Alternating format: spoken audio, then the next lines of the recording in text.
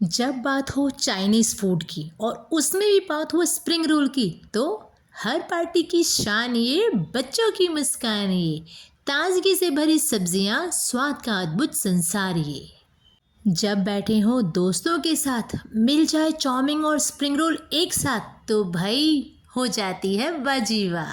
हाँ जी, आज की हमारी रेसिपी है चाउमीन स्प्रिंग रोल।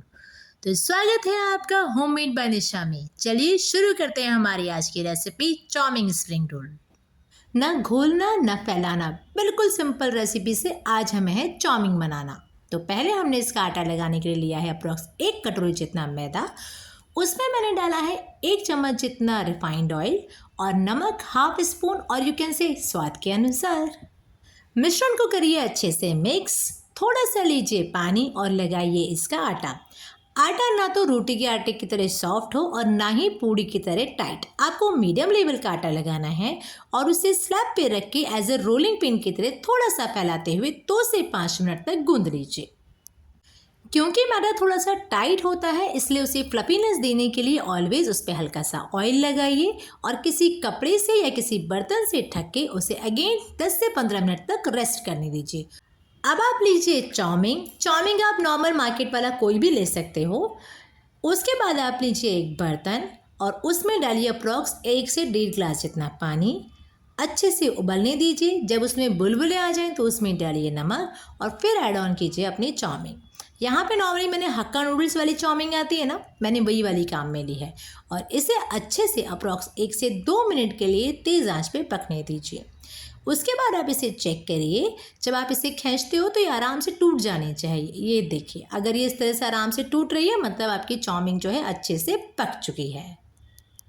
यहाँ पे वन मोर इम्पॉर्टेंट थिंग कि जब भी आप चाउमीन को पकाते हो तो उसके बाद में उसको फ़ौरन पानी को जो है ड्रेन आउट करके चाउमीन को ऑलवेज ठंडे पानी से धो के उसकी कुकिंग प्रोसेस को रोक देना चाहिए। अगर आप चाउमीन इस तरह से गरम गरम छोड़ोगे ना, जैसे अभी मेरी दिख रही है आपको, तो ये क्या होगा, अंदर ही अंदर और पकती जाएगी और गलती जाएगी। तो आप इसे नॉर्मल पानी से थोड़ा सा धो लीजिए और उसके बाद ही इसमें 1 से 2 चम्मच तक ऑयल डालिए सो दैट ये आपस में चिपकेगी नहीं। तो ये देखिए मेरी चाउमीन हो गई है रेडी। चलिए अब बढ़ते हैं अगले प्रोसेस की ओर। तो मैंने लिया है एक नॉन स्टिक पैन। अगेन उसमें मैंने डाला है 1 छोटी चम्मच जितना रिफाइंड ऑयल। ऑयल को अच्छे से नॉन स्टिक पे फैला लीजिए। Now it's time to add on veggies. तो मैंने लिए है यहाँ पे हाफ कटी हुई शिमला मिर्च, मैंने उसे बारीक चॉप कर लिया है। सेम मैंने हाफ कटी हुई कैबेज ली है, उसे भी मैंने लंबे लंबे स्लाइसेस में काट लिया है। ऐसे ही मैंने लिया है हाफ प्याज, उसे भी मैंने जो है बारीक चॉप कर लिया है। इन सब को हम अच्छे से लो आंच पे 2 से 3 मिनट तक ओनली सौते करेंगे। ध्यान रखिएगा, पकाना नहीं है, सिर्फ सौते करना है। तो जब ये आपके अच्छे से सौते हो जाए इसके बाद आप इसमें ऐड ऑन कीजिए अपनी चाउमीन। हाँ जी, आपने चाउमीन बॉईल करके रखी थी ना, बस यही टाइम है कि आप उसको जो है इन वेजेस के साथ में 1 से 2 मिनट तक गैस पे पकाइए। इसके बाद में गैस को कर दीजिए बंद और चाउमीन को वहीं पे रेस्ट करने दीजिए। चलिए अब बनाते हैं स्प्रिंग रोल की शीट्स। तो देखिए जो आटा मैंने ढक के रखा था ना, अब वो अच्छे से अपने फर्मेंटेशन इसका हो चुका है। 1 से 2 मिनट तक उसे स्लैब पे रखिए। हल्का सा उसे रोलिंग पिन की तरह रोल कीजिए और उससे कर लीजिए 4 से 5 पीसेस। जितने आपको स्प्रिंग रोल्स बनाने हैं ना उतने आप उसके रोल कर लीजिए। इसके बाद इन आटे के रोल्स की आप बनाइए छोटी छोटी पूड़ियाँ। आपको सब आटे के एक साथ पूड़ियाँ बना के साइड में रख लेनी है। तो आप बोलिए, आपको लग रहा है कि हमने कोई बहुत बड़ा काम किया? छोटी छोटी पूड़ियाँ ही तो बेली हैं बस, और हमारी स्प्रिंग रोल की शीट्स भी रेडी हो गई है। कहाँ तो आप उसे घोलोगे, बैटर को फैलाओगे नॉन स्टिक पे, उसके बाद उसको पकाओगे, वो टूटेगा, उसे जोड़ेगा, उन सब चीज़ों से आराम। अब जब आपकी पूड़ियाँ गई हैं बेल, लीजिए एक पूड़ी, लगाइए उस पर हल्का सा ऑयल, ब्रशिंग कीजिए ऑयल की। फिर लीजिए मैदा, उस पर मैदे को डस्ट कीजिए। अगेन उठाइए सेकेंड पूड़ी, आपको सेम प्रोसेस वही करना है। करिए इस पे ऑयलिंग ब्रश से या स्पून से, जो भी आपके पास कंफर्टेबली अवेलेबल हो। अगेन कीजिए उस पे मैदे की डस्टिंग और आपको ये प्रोसेस करना है अपनी सभी पूड़ियों के साथ में। जितने भी पूड़ियाँ आपके पास में है ना उन सब के साथ में आप ये प्रोसेस कर दो, 6, 8, 10, 12 वट एवर जो भी आपके पास में है। और उसकी बना लीजिए एक रोटी। ये देखिए मैंने एक रोटी बना ली है ना, बस अब आप उसे अपने जो है नॉर्मल तवे पे सेक लीजिए। आपको उसको पूरी रोटी की तरह नहीं सेकना है, बिल्कुल लो स्टीम पे आपको सेकना है। और क्योंकि आपने बीच में ऑयल और मैदा डस्ट किया था, तो ये देखिए आपकी एक एक शीट कितने आराम से खुलती जाएगी। ये देखिए एक निकल गई मेरी शीट। अब देखिए इसी तरह से मैंने दूसरी शीट को भी बड़े आराम से खोल लिया है। तो इस तरह से आपकी एक एक शीट जो है बड़े आराम से सेपरेटली अलग हो जाएगी।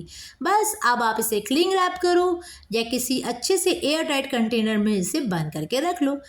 चलिए अब बनाते हैं फिलिंग। तो हमारी जो चाउमीन थी ना, जो हमने सौते होने रखी थी, उसमें मैंने डाला है अप्रॉक्स 1 स्पून जितना सोया सॉस, 1 स्पून जितना green chilli sauce, half teaspoon में ऐड ऑन कर रही हूँ इसमें ब्लैक पेपर, और नमक जाएगा इसमें स्वाद के अनुसार।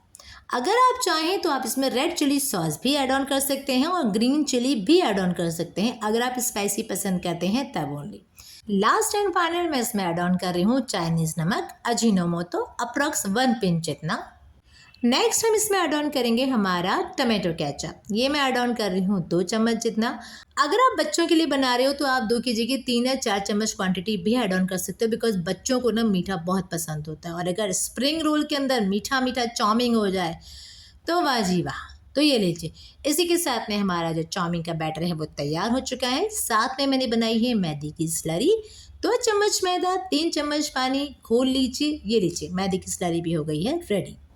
Now time to add on spring rolls. तो मैंने ली है एक शीट, उसके सब कॉर्नर्स में मैंने लगा दी है मैदे की स्लरी, और बीच में हम भरेंगे हमारी चाउमीन की फिलिंग।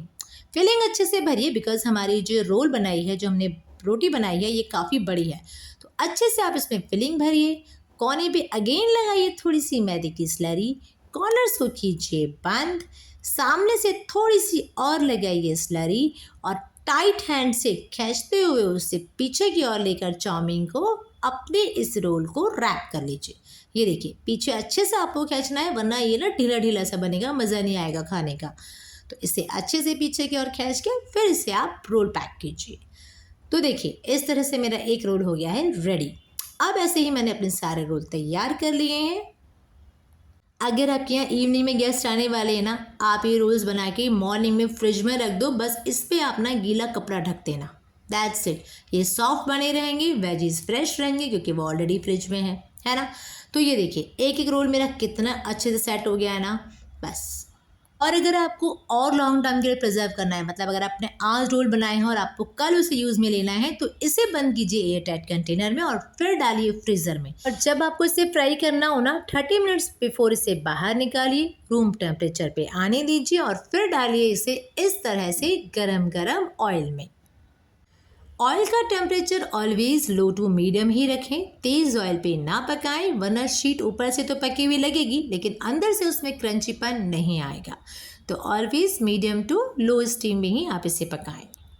सेकेंड थिंग, देखिए आपके गेस्ट ने आना था, लेकिन अब आपको जब आपने फ्राई करने डाल दिया, आपको मालूम पड़ रहा है कि वो 1 घंटे बाद आ रहे हैं, तो व्हाट टू डू कि आप इसको एक हल्का फ्राई देके बाहर निकाल लीजिए। और जब भी आपको इसे खाना हो ना, या आपके गेस्ट ने आना हो, अगेन आप तेल को गरम कीजिए मीडियम स्टीम पर, और उसे 1 से 2 मिनट तक पकाते हुए, जब तक इसका कलर ब्राउन ना आ जाए उतना ही पकाइए, और उसके बाद इसे बाहर निकाल लीजिए।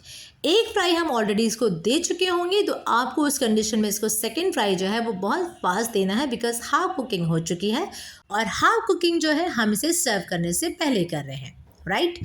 तो ये लीजिए इस तरह से मेरे स्प्रिंग रोल्स हो गए हैं ready to serve. One important thing, अगर आपको स्प्रिंग रोल्स को मोर क्रंची बनाना है ना, तो इसके मैदे के आटे को लगाते टाइम आप उसमें 1 से 2 चम्मच तक चावल का आटा भी ऐड ऑन कर दीजिए, उससे आपके स्प्रिंग रोल जो है और भी ज़्यादा क्रंची बनते हैं।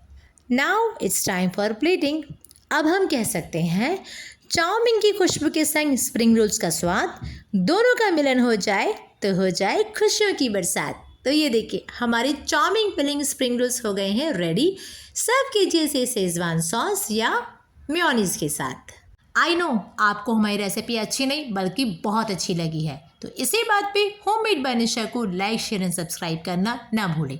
मिलते हैं जल्द एक नई वीडियो के साथ। Till the time, thanks for watching.